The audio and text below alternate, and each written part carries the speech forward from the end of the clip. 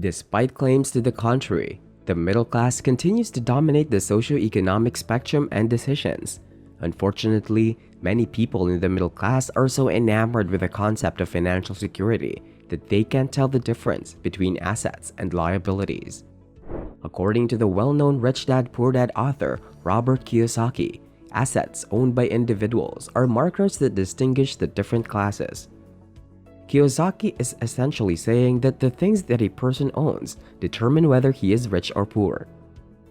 Today's video shows you some things middle-class people misunderstand as assets.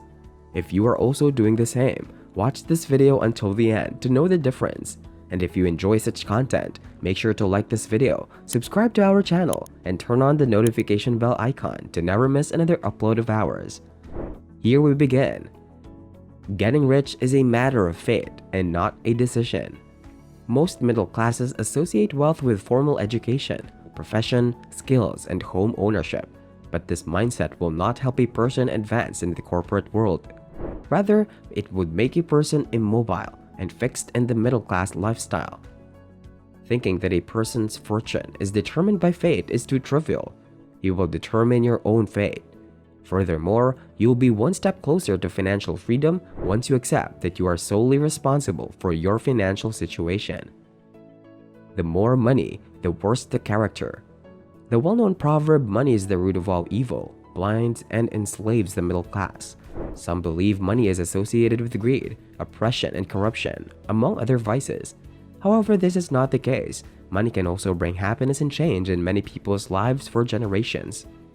Wealth can reveal a person's true colors. If a person is greedy before acquiring vast wealth, he will become even greedier.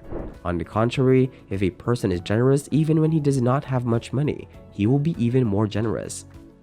You spend first before investing.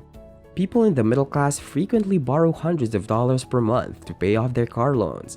However, if these funds were invested in stocks, bonds, and other investment pools, they would earn dividends that could be used to purchase a car, while also leaving them with some savings. Many people believe that managing money correctly is simple. However, managing finances and sticking to a budget requires strict discipline and sacrifice. Instead of spending your money as soon as you get it, invest it first. How you think about spending and investing will greatly impact your ability to climb the success ladder. Invest in cash flow rather than appreciation. Do you have to invest in cash flow or appreciation? Can you invest in both when it comes to rental properties? While you could focus on one or the other, as many investors do, investing for both is a strategy that provides the best of both worlds. When investing for appreciation, you stand to make more money in the long run, but you forego the potential returns that a cash flow property would have provided. Furthermore, if you rely solely on appreciation, you may be disappointed if the market falls for an extended period. However, suppose you have a cash-flowing property. In that case, you can ride out any temporary market downturns because your property will continue to generate rental income, regardless of what the market is doing. You can continue renting it out even during economic uncertainty, making it easier to wait for the market to recover before selling. Remember that you can choose both at the end of the day. Of course, as your portfolio grows, you can diversify your holdings even more, but having some cash flow can help you achieve your short-term, more immediate goals, whereas investing for appreciation can help you prepare for the future. When it comes down to it, investing is all about what you want to achieve and your goals for the present and future. You consider your house an asset. People nowadays consider expensive homes to be a symbol of success and wealth. Although this is true for the wealthy, owning a home can be a liability for the middle class. Resilient entrepreneurs have maintained a discipline of categorizing their assets and liabilities. They consider cars, televisions, and houses liabilities because they do not generate income. So why is a house not an asset? Your home is referred to as an asset by your financial planner, real estate agent, and accountant. In reality, an asset is simply something that allows you to put money in your pocket. But unfortunately, so-called financial experts have a plethora of fancy accounting maneuvers at their disposal to make things that aren't assets appear to be assets, which can be useful in certain situations. In the real world, where you need money to survive, having a house, whether paid for or not, that you live in isn't an asset. Instead of putting money in your pocket, It takes it out as a mortgage, utility payments, taxes, maintenance, and other expenses. That is the most basic definition of a liability. This is especially true if you do not yet own your home. Then it becomes bank's asset, and it works for them. You pay the bank interest each month on top of the equity you put into the house through your mortgage. When you look at an amortization table for your house, it is clear that the house is the bank's asset because it generates a large monthly return in cash payments. They keep the house and the money you've already paid them if you default. It makes the bank a lot of money, but it doesn't make you any. But don't people make money off of houses all the time? Yes, you can profit from a house. People who say you can make money off your house usually means your personal residence. This is correct.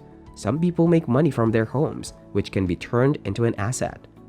Most people make money by selling their homes after years of living in them. This is referred to as realizing equity. Appreciation is the difference between what you paid for your home and what you can sell it for. Often, a large amount of equity is paid down over a long period. This can feel like a true windfall combined with a modest appreciation gain. However, the return on investment is frequently minimal. So how can a house be considered an asset? In business, assets are your advantages and liabilities are your disadvantages. Assets are required to offset liabilities.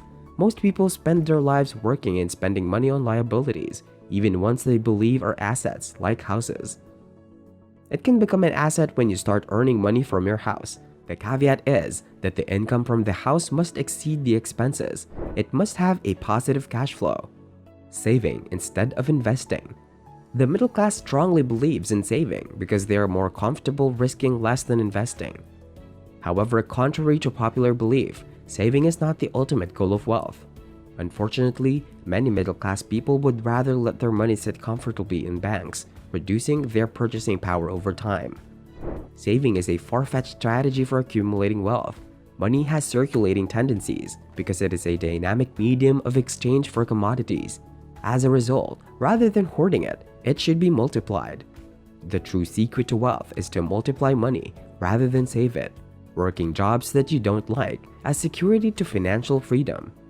Unknowingly, people invest too much of their time and effort in jobs that do not bring out the best in them, hoping that if they stick with a job long enough, they will eventually find the breakthrough they have been looking for. However, while having a story of hardship to success is something we often idealize, it is sometimes just a hoax that we feed our minds. While most middle class believes that investing in their acceptable career will make them a millionaire, those at the top of the social ladder believe otherwise. They have a different ideology than the middle class. Instead of investing everything in jobs they don't truly want, upper class people would rather pursue the job they want. This is what sets them apart from the crowd. We have never been middle class. How Social Mobility Misleads Us author, Hades Wise, believes that rich people become richer because of their positive mindset. They believe they can reap enormous benefits if they have sufficient financial knowledge, a meticulous master plan, and a desire to invest in hobbies, talents, and interests. A 9-to-5 job is not the way to make millions, but a poor mindset will keep a person an employee for life. So avoid looking at jobs with the highest salary potential and instead focus on jobs with the highest fulfillment potential. And once you've found it, pour your heart and soul into your craft and become one of the most knowledgeable people in your field.